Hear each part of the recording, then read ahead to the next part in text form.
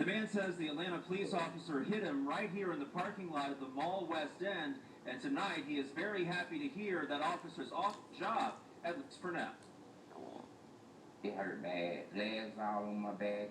Warren Hill showed us the injuries he says he suffered last week when he says an Atlanta police officer ran him over. In my head, my back, my neck, my whole body. If you get hit by a car, what you think will happen? It happened last Thursday night in the parking lot of the Mall West End when he says an APD officer mistook him for a domestic violence suspect. But I was trying to get away from the cops, and I was scared of the cops, so I ran. So they thought I was that suspect and ran me down like a dog or animal. He says the real suspect got away.